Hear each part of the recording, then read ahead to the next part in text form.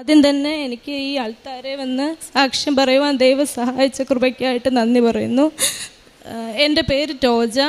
ഞാൻ കൊല്ലം ജില്ലയിൽ വാളകം എന്ന് പറഞ്ഞ സ്ഥലത്തു നിന്നാണ് വരുന്നത്. ഇതെൻ്റെ ഭർത്താവ് ബിബിൻ, ഇതെൻ്റെ കുഞ്ഞ് നദാന്യ. ഞാനിവിടെ ഉടമ്പടി എടുക്കാൻ വന്നതെന്ന് പറഞ്ഞാൽ ഞാനൊരു നേഴ്സാണ്. ഞാനപ്പോൾ അസീസിയ മെഡിക്കൽ കോളേജിലാണ് ഞാൻ വർക്ക് ചെയ്തുകൊണ്ടിരുന്നത്. അപ്പോൾ അവിടെ സാലറി വളരെ കുറവായിരുന്നു. പക്ഷേ എനിക്ക് എഡ്യൂക്കേഷൻ ലോണൊക്കെ ഒത്തിരി ഉള്ളതിനായിട്ട് ഈ സാലറി കൊണ്ട് എനിക്കതൊന്നും വീട്ടാൻ പറ്റുന്നൊന്നുമില്ലായിരുന്നു. അങ്ങനെ എനിക്ക് കൂടുതൽ ഒരു ജോലി വേണം എന്നാഗ്രഹിച്ച് പുറത്തോട്ട് പോകുന്നതിന് വേണ്ടിയിട്ട് ഞാൻ ശ്രമിച്ചു. പക്ഷേ എനിക്ക് ഒത്തിരി തടസ്സങ്ങളായിരുന്നു. അങ്ങനെ എൻ്റെ ഫ്രണ്ട്സൊക്കെ ഒത്തിരി ഷെയർ ചെയ്ത് എനിക്ക് ഓരോ സാക്ഷ്യങ്ങളൊക്കെ തരുമായിരുന്നു. പക്ഷേ അത് ഞാൻ സ്കിപ്പ് ചെയ്ത് കളയുമായിരുന്നു. പിന്നെ കാണണം എന്നോർക്കും, അങ്ങനെയായിരുന്നു. അതുപോലെ തന്നെ കൃപാസനത്തിൽ പോകണം എന്ന് പറഞ്ഞാലും എൻ്റെ ഒരിതെന്ന് പറഞ്ഞാൽ എല്ലായിടത്തെയും മാതാവ് ഒരുപോലാണല്ലോ. അപ്പോൾ ഞാൻ കൃപാസനത്തിലെ മാതാവിന് ഒരു വിശ്വാസമില്ലായ്മയൊന്നുമില്ല. പക്ഷേ എനിക്ക് കൃപാസനത്തിൽ വരണം എന്നുണ്ട്. പക്ഷേ കൃപാസനത്തിലെ മാതാവും എല്ലാ മാതാവും ഒരുപോലായിരുന്നെന്നായിരുന്നു എൻ്റെ ഒരിത്. അങ്ങനെ എനിക്ക് സൗദി MOH എഴുതി എനിക്ക് പാസ്സായി. അങ്ങനെ സൗദിയിൽ പോകാൻ വേണ്ടിയിട്ട് ഞാനിരുന്നു. അപ്പോൾ എനിക്ക് സൗദി പോകുന്നതിന് നമുക്ക് ഡേറ്റാ ഫ്ലോ ക്ലിയർ ആക്കണം, നമ്മളുടെ സർട്ടിഫിക്കറ്റ് ക്ലിയർ ആക്കണം. അങ്ങനെ അസീസിയ മെഡിക്കൽ കോളേജിൽ നിന്ന് എനിക്ക് അവർ എക്സ്പീരിയൻസ് സർട്ടിഫിക്കറ്റ് തരത്തില്ലെന്ന് പറഞ്ഞു. 6 മാസമേ ഞാൻ അവിടെ വർക്ക് ചെയ്തോളൂ. അപ്പോൾ അതുകൊണ്ട് എനിക്ക് എക്സ്പീരിയൻസ് സർട്ടിഫിക്കറ്റ് തരത്തില്ലെന്ന് പറഞ്ഞു. അങ്ങനെ ഞാൻ അടുത്തുള്ള ഒരു ഹോസ്പിറ്റലിൽ നിന്ന് എക്സ്പീരിയൻസ് സർട്ടിഫിക്കറ്റ് വാങ്ങി. പക്ഷേ അത് 3 തവണയും റിജക്ഷനായി. അങ്ങനെയാണ് ഞാൻ കൃപാസന മാതാവിൻ്റെ പള്ളിയിൽ വരുന്നത്, ഉടമ്പടി എടുത്ത് പ്രാർത്ഥിക്കുന്നത്. അങ്ങനെ സമയചുരുക്കത്തിൻ്റെ മാതാവെന്ന് അച്ഛൻ പറയുന്നത് കേട്ടിട്ടുണ്ട്. അങ്ങനെ ഞാൻ കൃപാസന മാതാവിനെ ഉടമ്പടി എടുത്തു. ആദ്യത്തെ നിയോഗമായിട്ട് ഞാൻ എൻ്റെ ഡേറ്റാ ഫ്ലോ ക്ലിയർ ആകണമെന്ന് മാതാവിനോട് പ്രാർത്ഥിച്ചു. ഒക്ടോബർ 1 ഞാൻ ഡേറ്റ് ഇട്ട് പ്രാർത്ഥിച്ചു, മാതാവേ എനിക്ക് അത് റിജക്ഷൻ മാറി എനിക്ക് സൗദിയിൽ പോകുവാനുള്ളത് നീ എനിക്ക് ഒരുക്കി തരണേന്ന് പ്രാർത്ഥിച്ചു. ഓഗസ്റ്റ് 31 ആയപ്പോഴും സെപ്റ്റംബർ 31 ആയപ്പോഴും എനിക്ക് അതിനെപ്പറ്റി ഒരിതുമില്ല. അങ്ങനെ ഞാൻ മാതാവിനോട് പ്രാർത്ഥിച്ചു, മാതാവേ സെപ്റ്റംബർ 31 നാളെ ഒക്ടോബർ 1 ഞാൻ ഡേറ്റ് ഇട്ട് പ്രാർത്ഥിച്ചേക്കുന്നത്, എന്നിട്ടും എനിക്ക് ഏജൻസിയിൽ നിന്നൊരു കോള് വരുമോ ഒന്നും കാണുന്നില്ല. അങ്ങനെ ഞാൻ മാതാവിനോട് പ്രാർത്ഥിച്ചപ്പോൾ മാതാവ് പറഞ്ഞു നീ ഏജൻസി ഒന്ന് വിളിക്കാൻ പറഞ്ഞു. അങ്ങനെ ഞാൻ ഏജൻസിയെ വിളിച്ചപ്പോൾ പറഞ്ഞു, ടോജെ അത് നിനക്ക് മെഡിക്കൽ എടുക്കാനുള്ള ഡേറ്റ് വന്നിട്ടുണ്ട്, അതുപോലെ തന്നെ നിൻ്റെ അത് റിജക്ഷൻ ആയിട്ടുള്ളത് അത് ക്യാൻസലായിട്ടുണ്ട്, ഒക്ടോബർ 1 തന്നെ അത് നിനക്ക് മെഡിക്കൽ എടുത്തിട്ട് പോകുവാനുള്ളത് കാര്യങ്ങൾ നമുക്ക് നോക്കണം എന്ന് പറഞ്ഞു. അങ്ങനെ ഒക്ടോബർ 1 ഞാൻ മാതാവിനോട് പ്രാർത്ഥിച്ചു. അന്ന് തന്നെ എനിക്ക് മെഡിക്കൽ എടുക്കുവാനുള്ള ഭാഗ്യം എനിക്ക് മാതാവ് തന്നു. പക്ഷേ എന്നിട്ടും എനിക്ക് ധാരാളം പരീക്ഷണങ്ങളുണ്ടായിരുന്നു. ഒന്നാമത്തേന്ന് പറഞ്ഞാൽ ഞാൻ അവിടെ മെഡിക്കൽ എടുക്കാൻ ചെന്നപ്പോഴും എനിക്ക് അന്ന് തന്നെ റിസൾട്ട് കിട്ടത്തില്ലെന്ന് പറഞ്ഞു. പക്ഷേ ഒക്ടോബർ 2 ഗാന്ധി ജയന്തി ആയതിനാൽ എനിക്ക് ഒക്ടോബർ 3 മുമ്പ് എനിക്ക് അതിൻ്റെ റിസൾട്ട് അവിടെ അപ്ലോഡ് ചെയ്തില്ലെങ്കിൽ എനിക്ക് പിന്നെ സൗദിയിൽ ഒരിക്കലും പോകുവാൻ എനിക്ക് പറ്റത്തില്ല. അങ്ങനെ മാതാവിൻ്റെ കാശ് രൂപം ഞാൻ കയ്യിൽ വെച്ച് മാതാവിനോട് പ്രാർത്ഥിച്ചു. അങ്ങനെ അവിടെ വന്ന എല്ലാവരെയും അവിടുന്ന് പറഞ്ഞു വിട്ടു. കാരണം അന്ന് ആർക്കും റിപ്പോർട്ട് കൊടുക്കത്തില്ല, കാരണം ബോംബെയിൽ നിന്നാണ് റിപ്പോർട്ട് വരുന്നത്. അങ്ങനെ ഞാൻ കരഞ്ഞ് മാതാവിനോട് പ്രാർത്ഥിച്ചു, കാശ് രൂപം കയ്യിൽ വെച്ച് പ്രാർത്ഥിച്ചു, മാതാവേ ഞാൻ എന്ത് ചെയ്യും? അങ്ങനെ ഞാൻ മെഡിക്കൽ എടുക്കുന്നില്ലെന്ന് തന്നെ വിചാരിച്ചു. അങ്ങനെ ഞാൻ ഏജൻസിയെ വിളിച്ച് പറഞ്ഞപ്പോൾ അന്ന് ആദ്യമായിട്ട് ആ ഏജൻസി എൻ്റെ അടുത്ത് ചൂടായിട്ട് സംസാരിച്ചു, നീ എടുത്തോ, ബാക്കി നമ്മൾക്ക് എങ്ങനെയാണെന്ന് വെച്ചാൽ നോക്കാമെന്ന് പറഞ്ഞു. അങ്ങനെ കാശ് രൂപം വെച്ച് ഞാൻ മെഡിക്കലെല്ലാം എടുത്തു. മെഡിക്കൽ ഞാൻ പാസ്സായി.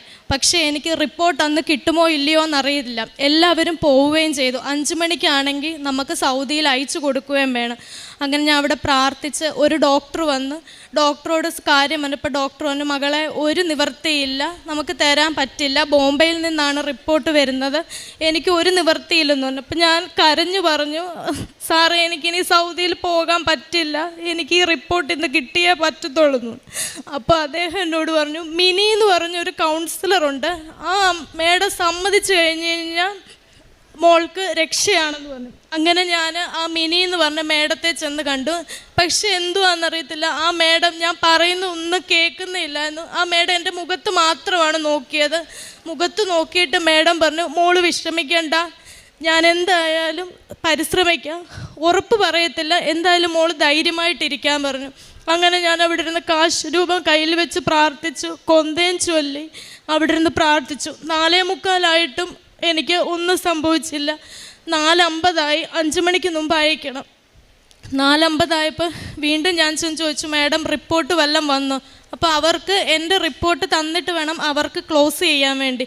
അപ്പോൾ പറഞ്ഞു, മകളെ ഇതുവരെ ഒന്നും വന്നിട്ടില്ല, ഒരു കാര്യം ചെയ്യ്, നിങ്ങൾ വീട്ടിൽ പൊക്കോ, ഞാൻ വാട്സപ്പിലാണെങ്കിൽ അതിൻ്റെ സോഫ്റ്റ് കോപ്പി ഇട്ട് തരാമെന്ന്. പക്ഷേ എനിക്ക് സോഫ്റ്റ് കോപ്പി 5 മണിക്ക് മുമ്പ് തന്നെ അത് സ്കാൻ ചെയ്ത് അയച്ചു കൊടുക്കണം. അപ്പം ഞാൻ ഒത്തിരി വിഷമത്തോടെ മാതാവിനോട് പ്രാർത്ഥിച്ചുകൊണ്ട് തന്നെ ഇരുന്നു. ഞാൻ പറഞ്ഞു, ശരി എന്നാൽ ഞങ്ങൾ വീട്ടിലോട്ട് പോവാന്ന് പറഞ്ഞ് വീട്ടിലോട്ട് തിരിയുവേ ഈ ചേച്ചി പറഞ്ഞു, മോളെ കമ്പ്യൂട്ടറിൽ വന്ന് കിടപ്പുണ്ട്, മോൾക്കുള്ളത് വന്നിട്ടുണ്ടെന്ന് പറഞ്ഞു. അപ്പോൾ സമയം 4:50 5 മണിക്ക് കൊടുക്കണം. അങ്ങനെ അവിടുത്തെ പ്രോസസ്സിങ് എല്ലാം കഴിഞ്ഞ് ഞങ്ങൾക്ക് ഈ പേപ്പർ തന്നു. എന്നിട്ട് ഞങ്ങൾ സ്കാൻ ചെയ്യാൻ പോകണം. എന്തുവാണെന്നറിയത്തില്ല, പോകുന്ന വഴിയിൽ ഒരു കട പോലും ഇല്ല. സമയം 4:59 ഒരിടത്തും ഒരു കട പോലും കാണുന്നില്ല. ഫോട്ടോസ്റ്റാറ്റ് എടുക്കാൻ ഒരു കടയും കാണുന്നില്ല. അങ്ങനെ ഹസ്ബൻഡ് അത്രയും സ്പീഡിൽ വണ്ടി ഓടിച്ച് ഒരു ഫോട്ടോസ്റ്റാറ്റ് കട വന്നു. അത് മുകളിൽ 2ാമത്തെ നിലയായിരുന്നു. ഞാൻ സ്റ്റെപ്പ് കയറി മുകളിൽ ചെന്നപ്പോൾ അവിടെ അവർ ഫോട്ടോസ്റ്റാറ്റ് എടുക്കത്തില്ല. കാരണം വേറെ ഒരു ചേച്ചിയുടെ കുറേ പേപ്പറുകൾ വന്നത് സ്റ്റക്കായിട്ടിരിക്കുവാണ്.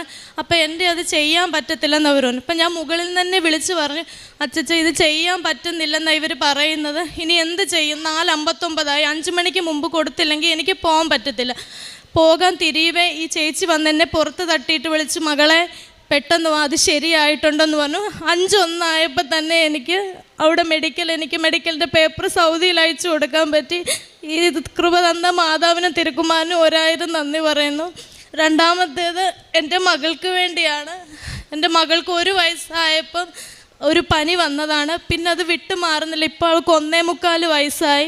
സെപ്റ്റംബർ 13 ഞാൻ ഉടമ്പടി എടുത്തത്.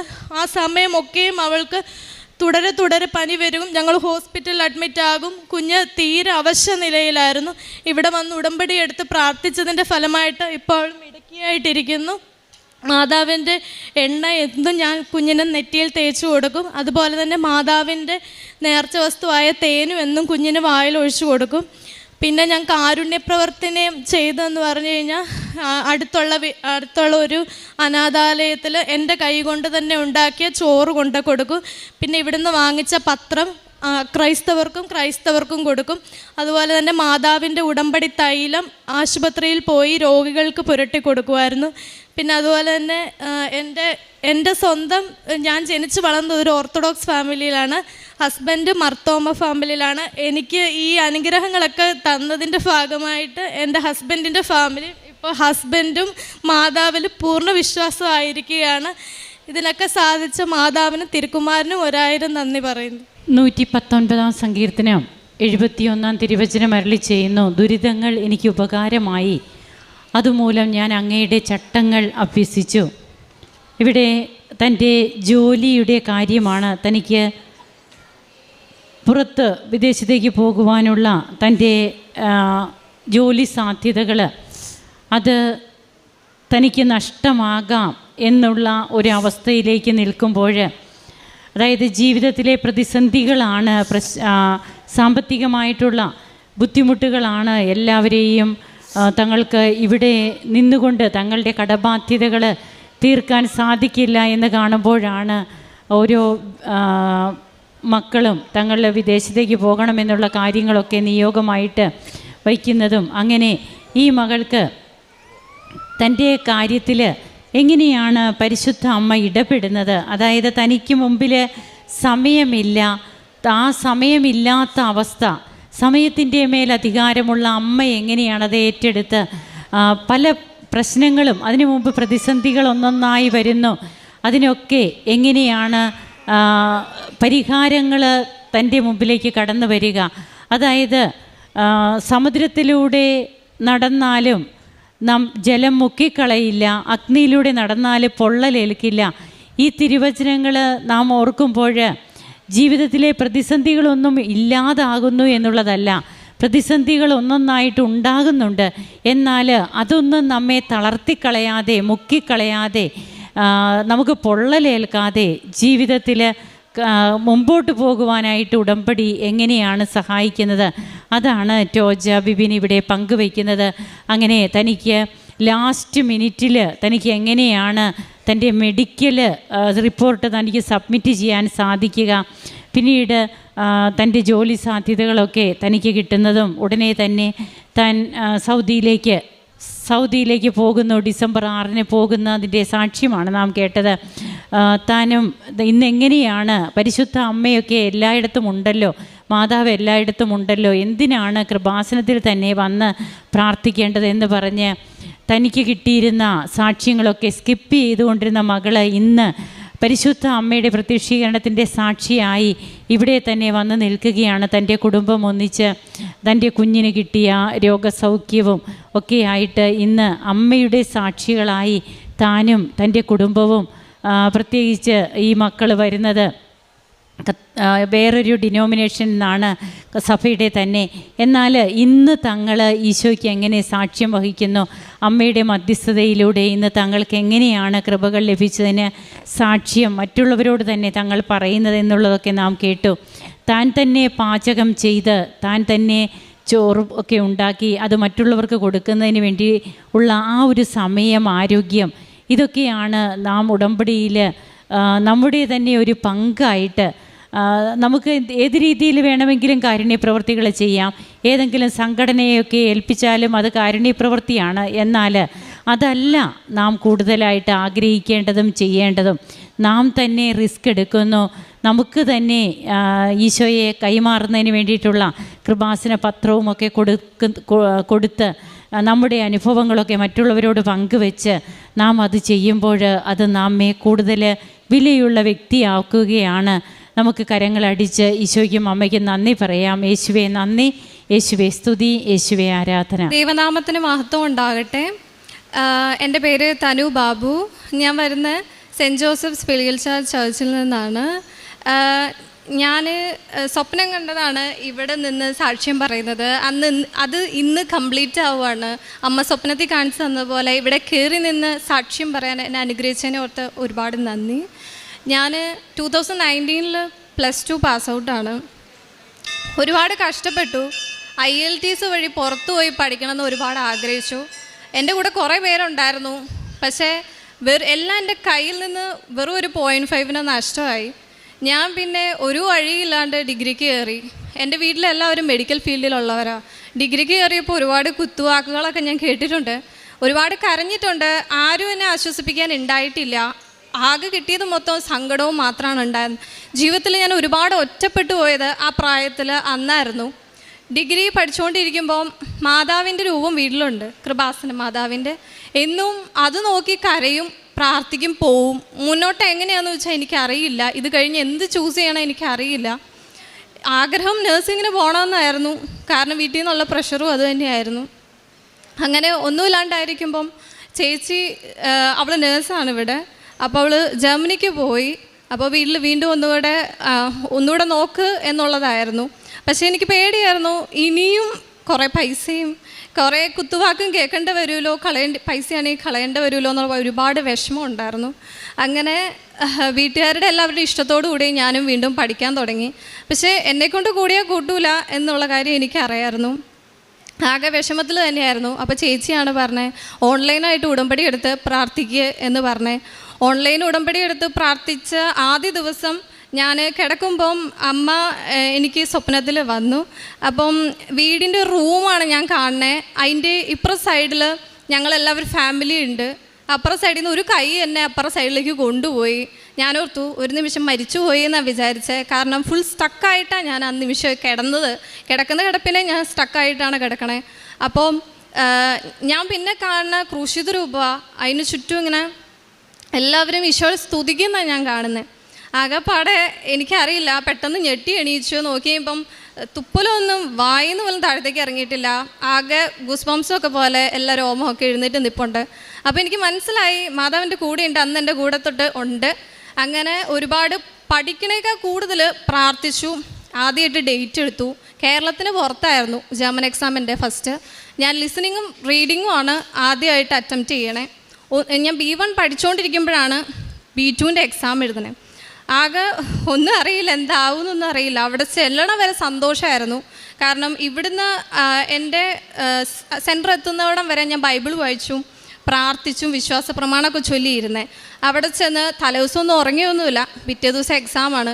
എല്ലാം കയറി, എല്ലാം ഭയങ്കര സന്തോഷം. ഞാൻ ചോദിച്ച പോലെ എനിക്ക് അടയാളമായിട്ട് അമ്മ പച്ചയും നീലയും നിറത്തിലുള്ള അടയാളമൊക്കെ എനിക്ക് കാണിച്ചു തന്നു. സന്തോഷം.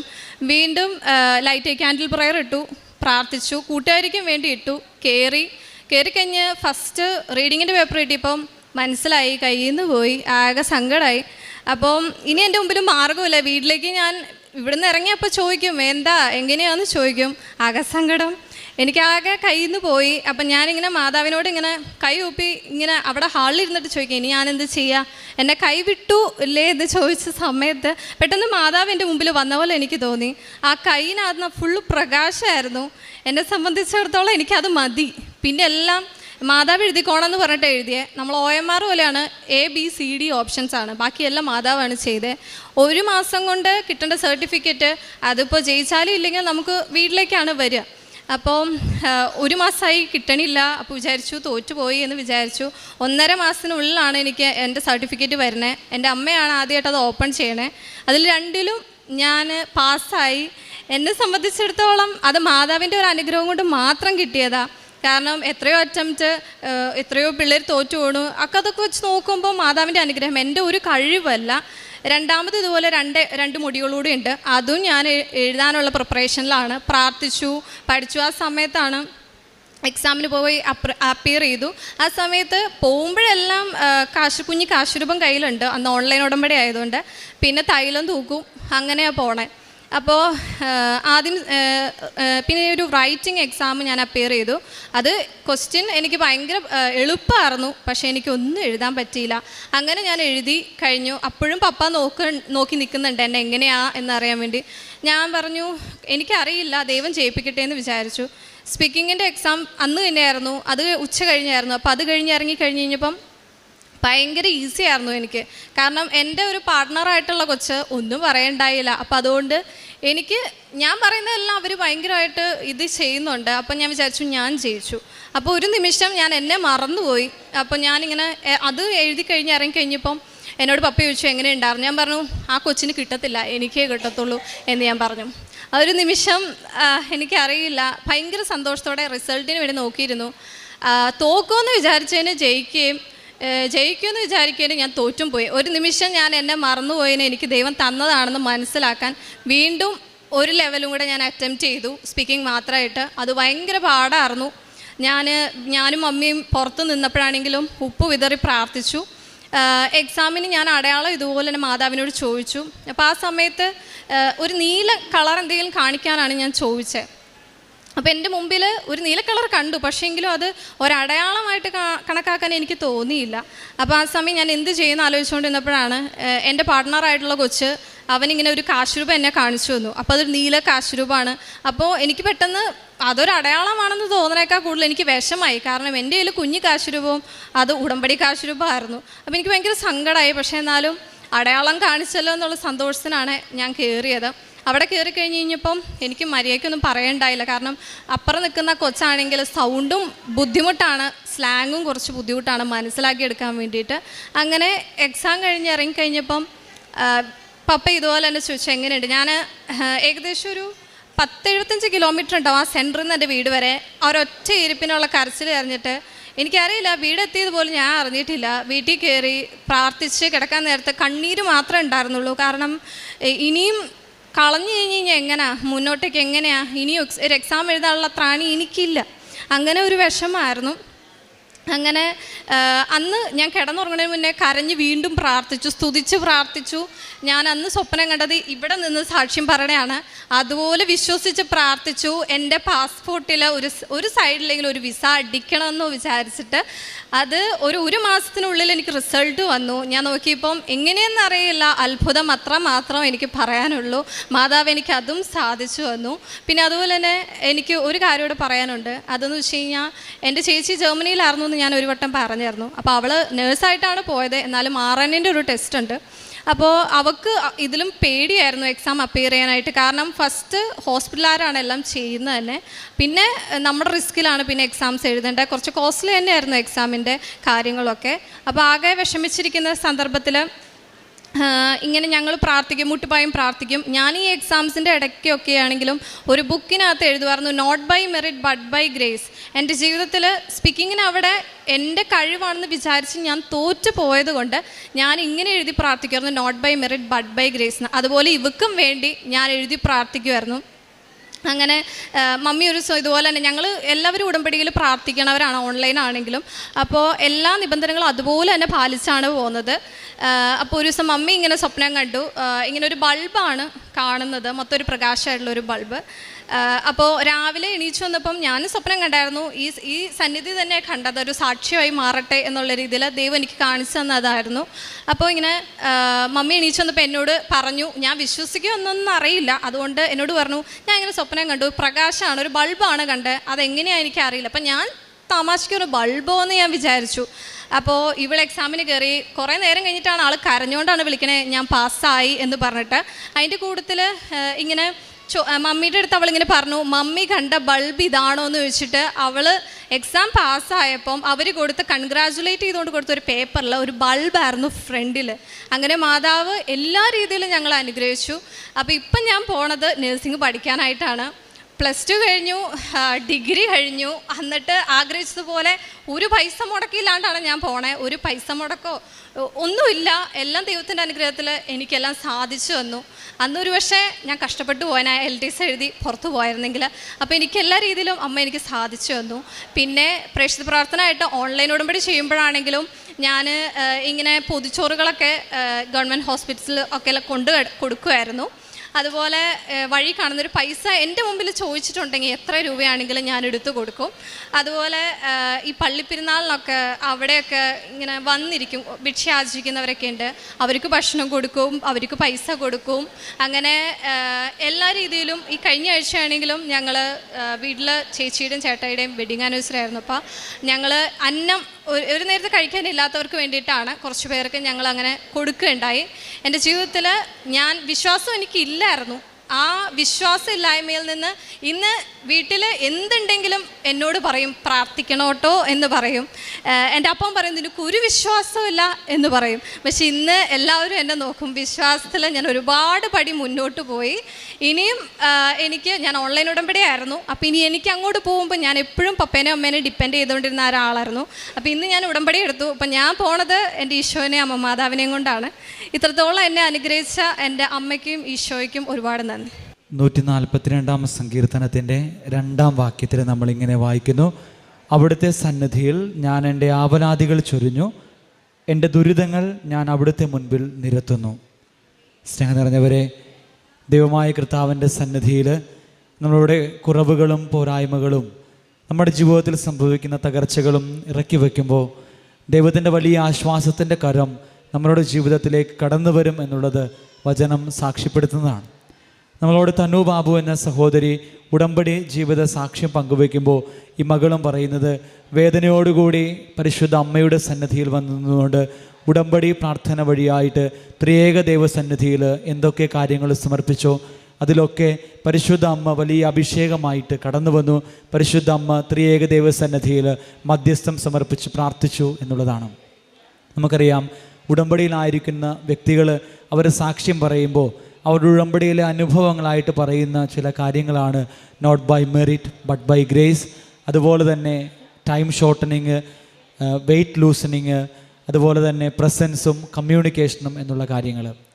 ഈ ഒരു സാക്ഷ്യത്തിൽ ഈ കുഞ്ഞ് പറയുമ്പോൾ ഈ പറയുന്ന 5 കാര്യങ്ങളും ഈ സാക്ഷ്യത്തിൽ നമുക്ക് കാണുവാനായിട്ട് സാധിച്ചു എന്നുള്ളതാണ്. നമുക്കങ്ങനെ ഉടമ്പടിയുടെ എല്ലാ ഫലങ്ങളും അനുഭവിക്കുവാനായിട്ട് സാധിക്കുന്നുണ്ട് എങ്കിൽ നമ്മൾ ഉടമ്പടി ജീവിതം നമ്മൾ വിശ്വസ്തയോടുകൂടി മുന്നോട്ട് കൊണ്ടുപോയി എന്നുള്ളതാണ് അതിനർത്ഥം. നമ്മൾ ഉടമ്പടി ജീവിതം കുറവുകളില്ലാതെ ജീവിക്കുവാനായിട്ട് നമ്മൾ പരിശ്രമിക്കുന്നു. ദൈവത്തിൻ്റെ സന്നിധിയിൽ നമ്മൾ പ്രീതിയുള്ളവരായിട്ട് മാറുന്നു എന്നുള്ളതാണ് കാരണം. സ്നേഹം നിറഞ്ഞവരെ, ഈ സഹോദരിയുടെ ജീവിതത്തിൽ പരിശുദ്ധ അമ്മ വിദേശത്തേക്ക് പോകുവാനായിട്ട് ചൊരിഞ്ഞ വലിയ അനുഗ്രഹത്തിനും അതുപോലെ തന്നെ ഈ സഹോദരിയുടെ ചേച്ചിയുടെ പരീക്ഷയിൽ പരിശുദ്ധ അമ്മ ചൊരിഞ്ഞ അനുഗ്രഹങ്ങൾക്കും നമുക്ക് ഇരുകരങ്ങളും അടിച്ച് ദൈവത്തിൻ്റെ നാമത്തെ മഹത്വപ്പെടുത്താം.